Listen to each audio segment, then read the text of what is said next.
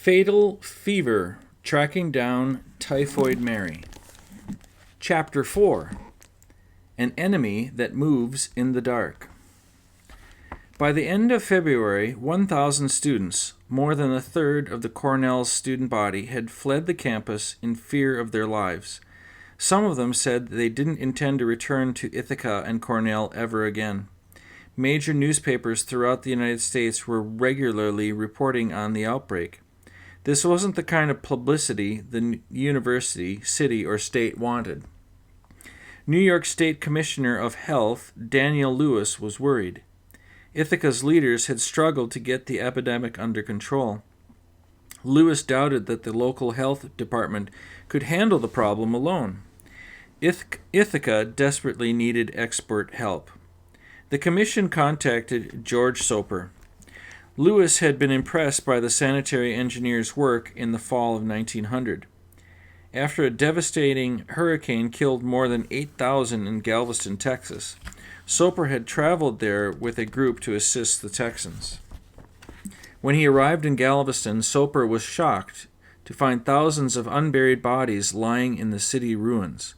Ugh. It was nauseating in the extreme, you think? He later said, but it didn't produce typhoid fever. With typhoid, there is more danger from the living than the dead. He recommended ways to set up effective sanitation in Galveston while the community cleaned up from the destruction. His advice prevented disease outbreaks like typhoid among the hurricane survivors. Soper had rescued Galveston, and Commissioner Lewis wanted him to do the same for Ithaca. He asked the 33-year-old to go there as a representative of the state health department. George Soper felt confident that he could stop the outbreak spread. He had experience handling exactly this kind of challenge, so on Tuesday, March 3, 1903, he said goodbye to his wife, Mary Virginia, and their two little boys, George and Harvey, and boarded a train from New York City headed to the heart of the epidemic. No time to waste. As his train made his way to Ithaca, George Soper peered out at the rolling hills, picturesque farms, and the occasional small towns of upstate New York. To some, it might have seemed like an unlikely area in which to find an epidemic, but Soper knew that just one condition was needed for typhoid to spread: a single person excreting the bacteria. When he stepped off the train at the Ithaca station that evening, he learned that the total number of sick had risen to 600. 6 new cases had been reported that day, and 4 more were suspected. 19 Cornell students were dead, and at least that many Ithacans. To Soper, it seemed like a city in a condition bordering on panic. Ithacans enthusiastically welcomed him because they had heard about his reputation. The former president of New York City Board of Health had called him a competent, experienced, energetic man. Leaders from the medical community had lauded his abilities as a sanitation engineer in the New York Times and the Journal of American Medical Association. Upon hearing that Soper was in charge of the Ithaca cleanup, a respected bacteriologist wrote, "It is certainly one of the hopeful signs of the times that a man of practical experience and energy, combined with scientific knowledge, should be placed in a position of authority." With thousands of lives at stake, Soper promptly went to work. The night he arrived, he met with Ithaca's health officer to ask questions of the outbreak. The next day, he requested a tour of the city so he could check out its sanitary conditions. In a meeting on Wednesday evening, Soper warned Ithaca's Board of Health, the City Council, and the representatives from Cornell that the city stood in great peril and that drastic measures must be instituted to save it. If they didn't act now, he told them, the epidemic might continue for months or even years. Typhoid patients would pass the bacteria on to people who hadn't been made ill by the initial water contamination. Ithaca had to be sanitized as soon as possible and, Soper emphasized, definitely before spring. Warm weather would bring flies that could spread bacteria from the feces of infected patients. The city council immediately voted to spend as much money as necessary to stop the typhoid break. Tall and handsome with dark hair and a mustache, George Soper impressed Ithaca residents when he spoke. After he made an appearance before the general public at the music hall, a local newspaper reported, "Dr. Soper is an earnest, learned, and convincing speaker, and was most attentively listened to by the hundreds of persons present." Ithacans finally felt relief. This expert would help their city be healthy again. Keep boiling. Soper set out to investigate the likely source of the epidemic, Ithaca's water supply. Walking along the two creeks that provided water to the city and the one used by the university, he looked for places where human waste might have seeped into the streams. He saw plenty. Scores of outhouses sat on creek banks. Their contents oozed into the running water and turned the streams into sewers. On farms along the creeks, Soper discovered that men sometimes defecated in manure piles instead of in a privy. Rain and melting snow washed their waste into the nearby stream. In the months before the outbreak, at least 6 people living along the creeks had been diagnosed with typhoid fever. Any of them might have been the original source of the epidemic. In one home, the excrement of a typhoid victim had been dumped in the snow on the creek's banks. As the snow melted, the waste drained into the water headed to Ithaca. Soper talked to Ithaca's health department and learned that 6 Mile Creek was considered the source of the outbreak. Many Ithacans blamed the team of 60 Italian immigrants who had worked along it. During the weeks before the epidemic began, the men had been building a dam for the water supply. Sanitation at their camp had been poor, and some of them had defecated on the creek banks. Soper found no medical reports of any workers having typhoid fever. Because they had since left town, he couldn't verify the Italian workers had been the source of typhoid bacteria. After examining the water supply, Soper concluded, among such a large number of sources of pollution were obvious, it was difficult to discriminate. Any one of over a dozen might have been the cause. Although the original contamination by typhoid bacteria was probably over, testing showed that city water remained polluted. Soper warned Ithacans to keep boiling it. As a permanent solution, he endorsed the city's plan to install a filtration system. Soper had seen typhoid rates plummet in cities after they started to filter their drinking water.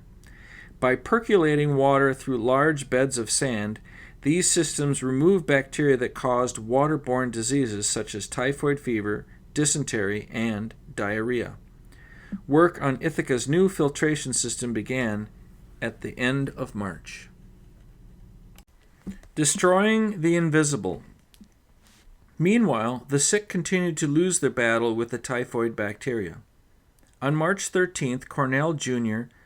Schuler Moore died at his widowed mother's house a few miles up the Cuyahoga Lake from Ithaca. His death is deeply deplored, a local newspaper said, for it was believed that he had an excellent career before him. Another life had been cut short on the verge of adulthood. Even though the number of new cases had tapered off, Soper worried that the epidemic might still spread from existing patients. He told the city council, "We are dealing with an enemy that moves in the dark. We cannot see the bacteria and can only destroy them by cleaning and disinfecting the places where we believe them to exist." He recommended careful disinfection of every patient's body waste and bedclothes, as well as the outhouse or toilet where excrement was dumped. At his suggestion, the city hired 20 men who used 4 horse-drawn wagons to deliver the disinfecting chemicals, lime chlorine and mercury chloride, to homes of typhoid patients. Soper made sure that the residents also received printed instructions for using the disinfectants. Caregivers were advised to wash their hands frequently so they didn't ingest bacteria or pass them on to others. When Dr. Alice Potter caught typhoid from one of her patients, Ithacans saw how contagious the lethal disease was. 3 weeks later, the popular 33-year-old physician died. Clean the city. Soper next turned his attention to the unsanitary conditions he had seen during his first tour of the city. Although Ithaca had a sewage system, many homeowners instead used their own outhouses or cesspools. Soper discovered that these were overflowing with millions of typhoid germs. A team of 15 men was hired to clean out and disinfect the 1,200 outhouses and 300 cesspools in the city. How would you like that job?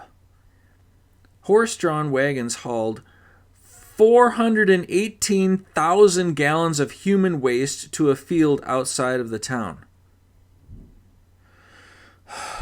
It was plowed into 12 acres of ground to decompose. Many Ithacans drew their drinking water from the 1,300 private wells in the city. Soper ordered testing to be sure they didn't harbor bacteria. Nearly a third of these wells turned out to be so contaminated that he condemned them. In one case, dirty water sickened 50 people and killed 5. They had all been drinking from a neighbor's well in order to avoid the typhoid-carrying city water. Soper discovered that a leaky drain pipe from the house's toilet ran close to the well and carried waste into the drinking water. Yuck. The well owners had been ill with what doctor called grip. A blood test later showed that she had typhoid. The woman who generously shared her well water unknowingly spread the disease to her neighbors with deadly results. George Soper found that most of the infected college students lived and ate their meals in boarding houses. Male students stayed off campus because Cornell provided dormitory rooms only for women. He had each of the dozen of boarding houses inspected, with a focus on plumbing, inside bathrooms, and water supply. Owners were told how to fix sanitation problems. The boarding houses that passed re-inspection received a permit to operate. Ithacans respected Soper's advice. One student, reluctant to return to Cornell until the risk of disease was gone, wrote President Sherman, "Do you think that there is any great danger of secondary infection? Could you inform me what Dr. Soper's opinion is on the question?" The epidemic ends. At 7 in the morning of May 6, the 29th Cornell student died. Leslie Atwater had grown up in Ithaca and was well liked for his pleasing, generous disposition. His many friends were devastated by his death. "A bright light goes out," lamented the Ithaca Daily News.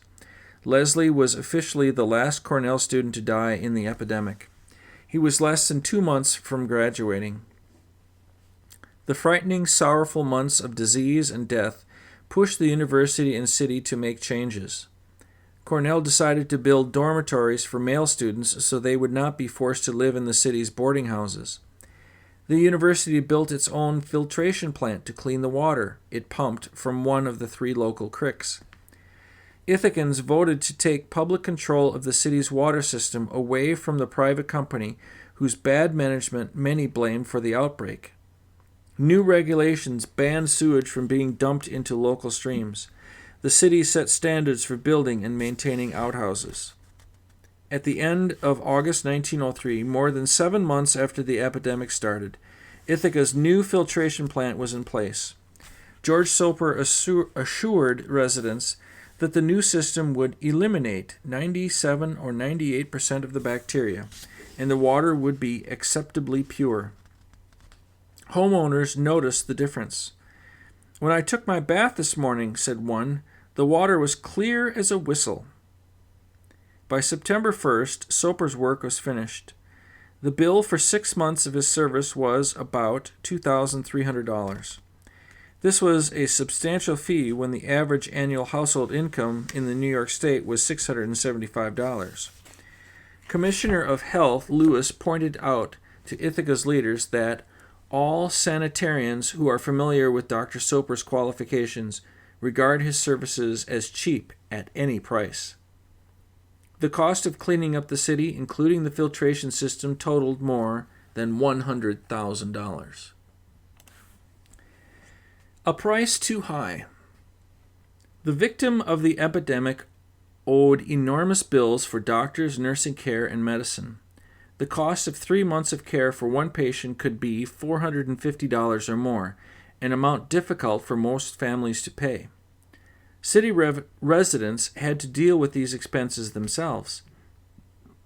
Fortunately for the hundreds of Cornell students who suffered, a wealthy member of the university's board of trustees, industrialist Andrew Carnegie, paid their bills.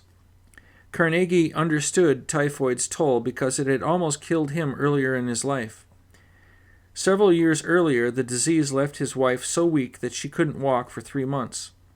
Carnegie's donated tens of thousands of dollars to pay for student medical bills and for the university's new filtration system. The cost in lost and damaged lives was incalculable. About 1 in 10 Ithacans, 1,350 victims, developed typhoid fever and spent long months recovering. Of those, 82 died, including 29 Cornell students. George Soper believed that the actual total would never be confirmed. Record-keeping had been incomplete, and unknown number of people connected to the outbreak had died elsewhere. Some students infected in Ithaca went home and spread the disease to family members who became ill and died. The typhoid epidemic left countless broken hearts. A widow visited Cornell's president after her son died. She told Jacob Sherman that the young student had been the sole stay of her declining years. Now she was alone. Theodor Zink, a German immigrant who owned a downtown bar popular with Cornell students, became a victim even though he was never sick. His only child, 24-year-old Louise, was struck down during the first weeks of the outbreak. She seemed to be improving, but she took a turn for the worse and died on February 24th. That summer, after enduring 4 months of unbearable grief, Theodore rowed a boat into the middle of the Cuyahoga Lake and drowned himself. In Soper's view, the tragic epidemic should have been prevented before a single Ithacan fell ill. He later said, "Seldom has so terrible a lesson of the consequences of sanitary neglect been given." He was determined to stop this from happening again in a different town to other innocent victims.